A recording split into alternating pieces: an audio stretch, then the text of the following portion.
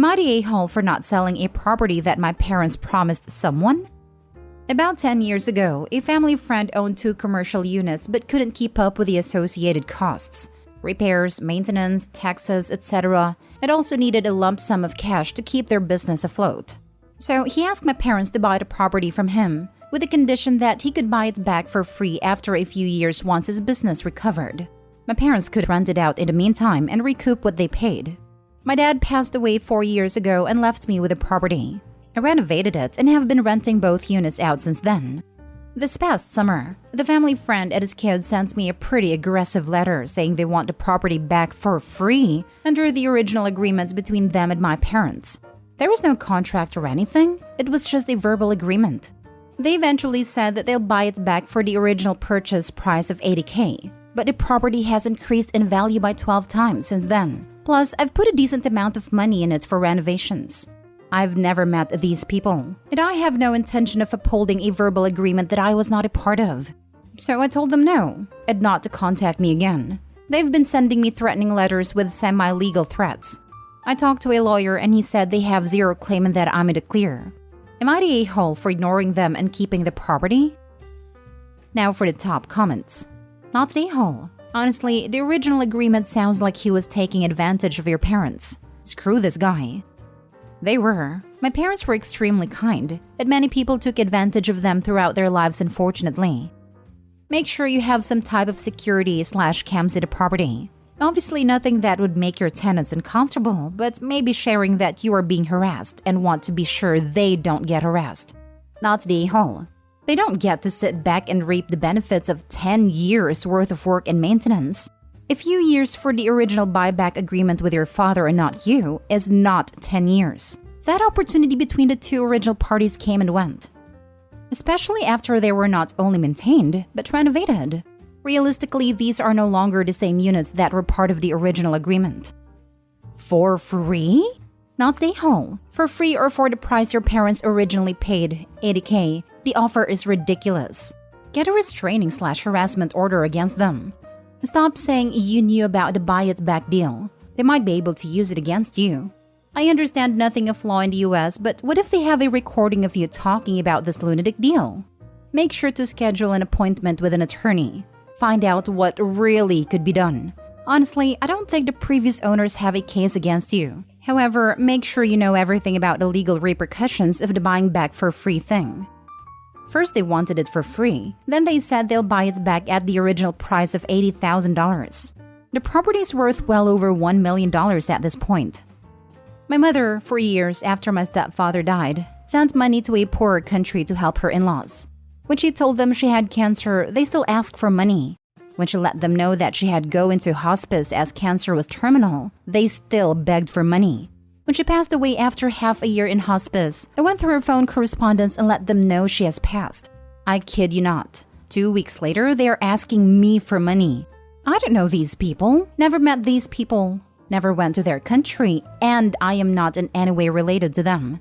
They keep begging. I sent a scathing response back with a listing of telephone numbers of people who were actually blood related to them. You're in the same boat. These people have no ties to you, and you owe them nothing. They have no contract. Let them chin-wag all they want and sleep soundly at night. Some people are straight-up vultures zooming in on a dead carcass. Yep, this wasn't the only vulture that came out of the woodworks when my parents died. Sorry about your mom, and sorry you had to deal with that awfulness instead of being able to grieve. Next story. Am I the a-hole for not giving my fiancé any of the winnings to pay off her debt? I, 31 male, have been engaged to my current fiancé, 34 female, for 2 years. We are not rushing into getting married. My fiancé has been struggling with debt since she graduated college. Her parents gave her a loan to help with paying some of the debt. Her biggest issue is that she loves to buy things that aren't necessary. What I didn't know was that she had 3 credit cards that she would use and they were already maxed out. She works as a registered nurse and used most of her paycheck to pay off the debt. We decided to go on a vacation and decided to have fun at a casino. I put in a reasonable amount and ended up winning a large jackpot. The money was enough to put towards some of the bills and mortgage. But my fiancé kept begging me to use all the money on her debt, and I told her that I had concerns about her going back into debt. She has been staying quiet and won't talk to me unless it's in regards to the money. When we got back home, we invited her parents over for dinner and she told them how much I won. Her parents were so happy and relieved, and her mother asked if I was going to use the money on her debt. I explained to them that I was going to use the money towards the bills, mortgage, and paying off some of my car loan. I do love my fiancé, but I don't trust her with the money. I did deposit the money into my bank account, but she did trash our entire room trying to find the money. Her family thinks that since I am going to be her husband, that all my money should be hers. I feel that because I have my concerns about her going right back into debt, that I do not trust her with this large amount of money. Am I the a-hole for not giving my fiancé any of the winnings to pay off her debt? Not the a-hole. You really need to rethink marrying someone that would trash your room looking for money that doesn't belong to her. Lots of red flags here. Not the a-hole, and I agree. If she is this bad now, it will get worse when you are married. She will be constantly putting you and your credit score in trouble, OP. One of the most common reasons people fight or divorce is due to money, and divorce is causing a lot of financial damages on its own. Seriously think about the marriage. Ask her if she's willing to go to a money management and budgeting course to get a handle on her debt, and possibly pay off and cancel a card or two. If she won't do any of those things, she's just using you to pay off her debt and then charge things back up. Not the whole. I have to agree. I hate to say it because I don't like judging people who get into financial troubles. But Opie's fiancé sounds like one of those people who can't stay out of debt. I know people like this. I have a friend who had credit cards she kept secret from her husband so she could spend money on salon visits, clothes, and toys for their kids. After he died in a bike accident, between the insurance and the money people gave her as a young widow, she got all her debts paid off. Guess what? In 5 years, she was deeply in debt again. I'm all for married couples sharing their resources, but this sounds worrisome to me. Opie and his fiancé may not be financially compatible. Listen to this, Opie. This was my brother's first wife. She expected him to pay for everything even before they married. While she regularly got fired from jobs at the 4-month mark, it ran up to huge credit card debts the whole time. Guess who ended up divorced and filed for bankruptcy afterwards? Dude, I would seriously consider canceling the engagement. Not only does she have bad money habits, she trashed your room looking for the money? You know what that sounds like? An addict. Has she been evaluated for a shopping addiction? You're right to not want to pay off the debt for her. It sounds like she would just get right back into it. Not the whole. Agree. And why is no one bringing up her trashing their place to look for the money he'd already deposited? Holy smokes, is that some unhinged crap? Not stay whole and break up with this lunatic, please. And yes, she'd definitely have just blown through more money. Next story. Am I the a-hole for leaving my daughter in economy class and refusing to change her seat? My daughter Meg, female 18, is a very active person in social causes. Go to marches, help with NGOs and homeless people. The recent cause she embraced was the criticism of capital accumulation. My husband and I come from a wealthy background. Although our parents don't fully help, we know our privileges and the ease with which we can achieve our career and financial success. But Meg doesn't seem to understand. She often criticizes each more expensive purchase, saying that we could donate this money to people in need. I really understand her ideal, but it gets annoying all the time at any purchase she's criticizing. What she also doesn't understand is, the little of this excess capital of ours, she has the freedom to do all this in time without money stopping her. All the luxuries like iPhone, car, and money are given to her so she can walk as she wants. And we agreed to help when she said she would like to take a gap year to delve into the causes. After 3 years without traveling because of the pandemic, we decided to take an international trip. Again, Meg talking about it being an unnecessary expense to go to business class and that money could go to other things. She proved her point, and we decided to go class save on a 10-hour trip. On the way to the airport, I talked to my husband that he could go to the gate and I would go to the duty-free to see some stuff. Meg butted in and started the same rant again. I was already pretty annoyed about it despite giving her a warning to stop, but I saw that she was going to be on this the whole trip. At check-in, the attendant asked if we'd like an upgrade to executive, and when Meg threatened to start over, I accepted and asked for 2 seats. She was quiet, asking if we weren't going to do it for her, and I was very honest, saying that I wasn't willing to spend 10 hours listening to it. I don't want to enjoy too.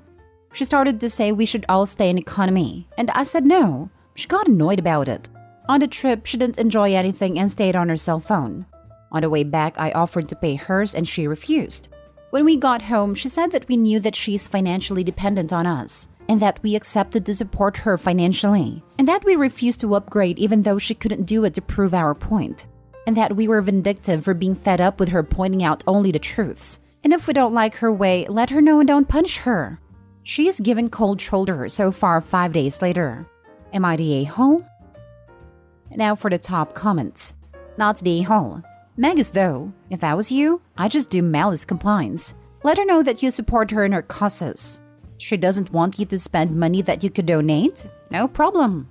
She wants a new phone? Perfect. She can get the lowest cost flip phone, and the rest that you would have spent on a new iPhone will be donated, as will her old phone. Having a car is a luxury. Time to sell it. She can get a transit pass. And just think of how many people you could buy a transit pass for with all the money you save on not paying gas and insurance and from the sale of the car. Birthday and Christmas presents are a luxury. Get her a cake to celebrate her birthday and a card with a donation made in her name to a cause she cares about as her gift. No more vacations. Those are a luxury, so she can't come on those anymore. The portion you would spend on her will be donated. Meg needs to get a job so she can get some perspective. She's acting spoiled, entitled, and not understanding her privilege. And quite honestly, being a hypocrite. She's mad that you upgraded, but then mad that she didn't get an upgrade. Not the a-hole. Go further. Let her practice what she preaches. She's fine imposing her values on others. Let her live them herself. Also, ask her what charities you want your estate to be donated to, as she gets no inheritance. It's easy for Meg to be hypocritical brat when there's no penalty for her. Let her live how she lectures, and don't let her back into your good graces until she apologizes for her behavior. Not the a-hole. Your daughter is a major hypocrite. She doesn't want you flying first class, but is upset that you didn't upgrade her to first class. It's honestly time for you to set the record straight with her. She is well aware that she is financially dependent on you, and yet she criticizes your every financial move. Tell her that the money you're spending on her would be better off being donated, so she should stop with the hypocritical rants unless she can actually survive financially being on her own. She thinks that she's so righteous and woke, but any poor person would get annoyed with the BS she's pulling. She's all talk and no act. Sure, she goes to rallies and stuff, but her lifestyle does not reflect it considering she actually likes the luxuries of having rich parents, like going on unnecessary trips and getting everything paid for her. Not to mention, no matter how wealthy her parents are, them spending that money is beneficial to the economy. Cycling their wealth back into the economy is exactly what they should be doing to help. The problem is the rich that hoard their wealth and refuse to let it see the light of day again. Honestly, grew up in a single-parent home, and your comment about how poor people would get annoyed about her BS is so spot on. Growing up in low income, you know damn well you were low income. Sure, mom needed help here and there, but we managed. I would have been so angry if one of my friends was running around with a new iPhone, could take a year off while mom and dad paid and all that, had the nerve to rant near me how her parents were wasting money. I'd feel like she was taking the piss on me. I was happy at home, a privileged girl just reminding me I was low income while whining how people should donate while sucking on mom's and dad's wallet. Yeah, we wouldn't be friends for long. Last story. Am I the a-hole for selling my wife's Lularoe? My wife has recently started a side business or hustle. I don't know the exact word she uses. Recently with this Lularoe company, which it says is a great opportunity to get more money, to which I thought it was okay and just left her alone, maybe occasionally asking her how it was going. We have a shared account, but my wife likes managing it because she's a perfectionist and admittedly usually better at handling finances than me, so we agreed to leave most of it to her. I thought it was a mostly innocent side job, but I did ask her to tone it down when some friends complained about her messaging them privately about her whole thing. She seemingly took it well at first, but she went silent with me for a day or two because I apparently wasn't supporting her. She has a lot of merchandise in the house, some of which she puts in a spare room in which it's literally almost filled, but she keeps telling me that people are buying, etc., etc., and how I'm not trusting her whenever I brought it up, tears in the eyes and such. I finally decided to check our account and turns out she spent a decent amount of money on this stuff, as well as taking a dip in some of our emergency fund, which admittedly made me angry and kinda not in a clear mood. I decided to sell most of her merchandise when she went over to her parents' house for relatively cheap, as it wouldn't really sell for much higher. And while it was a good decision at a time, with the way my wife and some family/mutual friends reacted, started to feel like the a-hole. When she came back, I told her and she freaked out at me, saying I was abusive, horrible, and other insults, before leaving to stay at a friend's house. And some family who heard about the whole thing are saying I'm in the wrong because I'm being an unsupportive husband. Starting to feel guilty but wanted some outside opinion. Am I the a-hole? Lularoe is a very dangerous pyramid scheme. Have you watched the documentary Lularoe? It's very informative and shows all of the lives this MLM has ruined. Yes, your wife needs to watch this documentary, and so do any family members who are confused about the business opportunity. Lularoe is a predatory MLM which encourages people to continually buy more and more stock. Not the a-hole. Your wife is in the grip of a failing MLM. She's not thinking rationally, and you should not let her manage your finances. This MLM has destroyed lives and left people bankrupt. That your wife is doing this after it's well known they're failing is even more reason for you to protect yourself immediately. Yes, I was surprised to read anyone was still selling this product. Not the a-hole and separate your finances until your wife comes to her senses. Everyone sucks here. Go talk to the folks at r/anti-MLM for suggestions on how to effectively deprogram your wife. But however misguided this venture might be, I don't know how you expected stepping in and taking over without so much as discussing the situation with her first was going to end well for you. Like she discussed spending their joint money in emergency fund,